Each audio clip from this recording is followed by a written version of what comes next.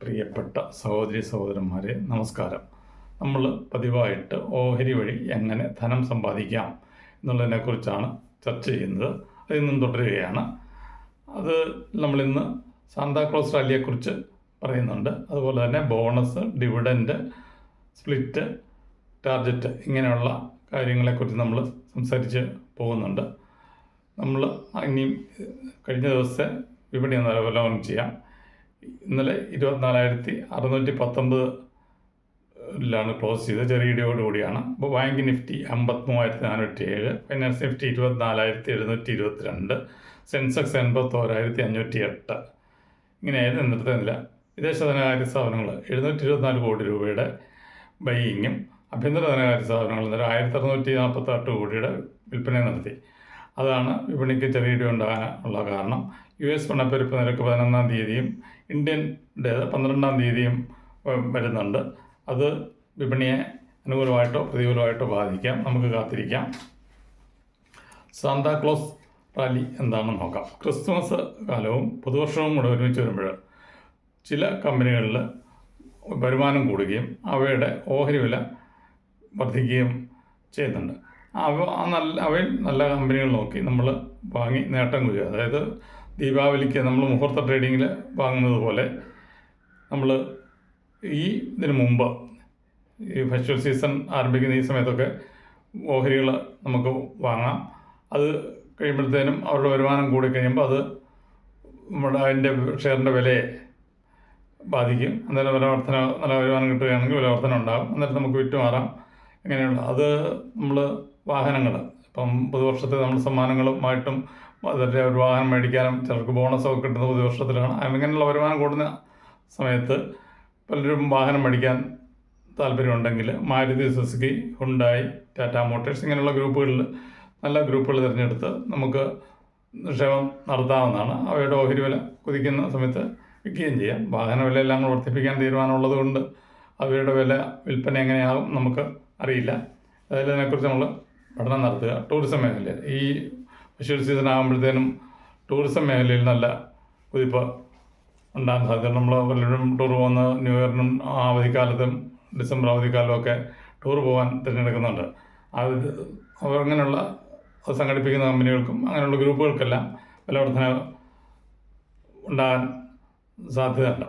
അത്തരം ഗ്രൂപ്പുകൾ നമുക്ക് തിരഞ്ഞെടുക്കാം. പിന്നെ സമ്മാനം കൊടുക്കുന്നതിന് വേണ്ടിയിട്ടുള്ള ആഭരണങ്ങൾ, ടൈറ്റാൻ പോലുള്ള കമ്പനികൾ ആ സമയത്ത് കൂടുതൽ ഉൽപ്പന്നങ്ങൾ വിൽക്കും. വാച്ചും അതും എല്ലാം കൂടെ അവരുടെ പ്രൊഡക്റ്റുകൾ, ആഭരണങ്ങൾ ഒത്തിരി ഉണ്ട്. അത് എല്ലാം വിൽപ്പന കൂടുകയും അത് ഓഹരിയെ അനുകൂലമായിട്ട് ബാധിക്കുകയും ചെയ്യുമ്പോൾ വിലവർധന ഉണ്ടാകാം. അത് നമുക്ക് തിരഞ്ഞെടുക്കാം. പിന്നെ ഉള്ളത് ട്രെൻഡ് പോലുള്ള വിതരണ കമ്പനികളാണ്. ചില്ലറ മൊത്ത വ്യാപാര വിതരണം, സൂപ്പർ മാർക്കറ്റുകൾ ഇതെല്ലാം കൂടെ ഉള്ള ഗ്രൂപ്പുകളാണ്. ട്രെൻഡ്, റിലയൻസ് അങ്ങനെയുള്ള ഗ്രൂപ്പുകളുണ്ട്. അവയെ നമ്മൾ അത്തരം കമ്പനികൾ നോക്കി നമുക്ക് വാങ്ങിക്കാം. പിന്നെ ഭക്ഷ്യവസ്തുക്കൾ, അങ്ങനെയുള്ള വസ്തുക്കൾ വിതരണം ചെയ്യുന്ന കമ്പനികൾ, ഇത്തരം സമയത്ത് ഒരു ഗിഫ്റ്റ് അയക്കാം, അത് ഇതൊക്കെ വന്നു കഴിയുമ്പോൾ സൊമാറ്റോ പോലുള്ള കമ്പനികൾ ഉണ്ട്. അത്തരം കമ്പനികളിൽ നമുക്ക് ഷെയർ എടുത്ത് വില വർദ്ധിക്കുമ്പോൾ വിൽക്കാവുന്നതാണ്. ട്രാവൽ, CC മെട്രിപ്പ് പോലുള്ള ഈ ടൂറിസം മേഖലയിലുള്ള കമ്പനികൾ, യാത്ര സംഘടിപ്പിക്കുക അങ്ങനെയുള്ള ചെയ്തുകൊണ്ടിരിക്കുന്ന മേഖലകൾ നമ്മൾ നോക്കി പഠനം നടത്തിയിട്ട് അത്തരം കമ്പനികൾ വാങ്ങാവുന്നതാണ്.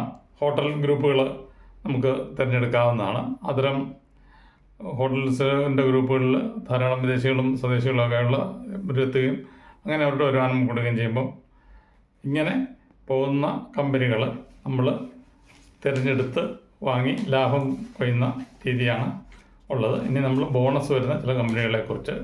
ടെക്നോപോളിപ്പായ്ക്ക് 91 രൂപ, ബോണസ് 1:1, റെക്കോർഡ് ഡേറ്റ് വരുന്നതേ ഉള്ളൂ. കോർ ഡിജിറ്റൽ 1695 രൂപ, ബോണസ് 2:1, റെക്കോർഡ് ഡേറ്റ് വരുന്നതേ ഉള്ളൂ. സ്കൈ ഗോൾഡ് 4258 രൂപ, 9:1, 16 ഡിസംബറാണ്. ലിങ്ക് 677 രൂപ, ബോണസ് 1:1, 19 ഡിസംബറാണ്. ഭാരത് 220 രൂപ, ബോണസ് 1:1 ആണ്, 20 ഡിസംബർ ആണ്. പിന്നെയുള്ളത് സ്പ്ലിറ്റ് RBD റിയാലിറ്റി 556 രൂപ, സ്പ്ലിറ്റ് 1:10, റെക്കോർഡ് ഡേറ്റ് വരുന്നു. എന്നിട്ട് 13 രൂപ 57 പൈസ, സ്പ്ലിറ്റ് 1:1 റെക്കോർഡ് ഡേറ്റ് വരുന്നതേ ഉള്ളൂ. ഗ്ലോബൽ എഡ്യൂക്കേഷൻ 193 രൂപ, സ്പ്ലിറ്റ് 2:5 10 ഡിസംബറാണ്. ശ്രദ്ധ ഇൻഫ്ര 198 രൂപ, സ്പ്ലിറ്റ് 2:5 10 ഡിസംബറാണ്. റാംബോ സ്പ്ലിറ്റ് 197 രൂപ, സ്പ്ലിറ്റ് 1:5 റെക്കോർഡ് ഡേറ്റ് വരുന്നതേ ഉള്ളൂ.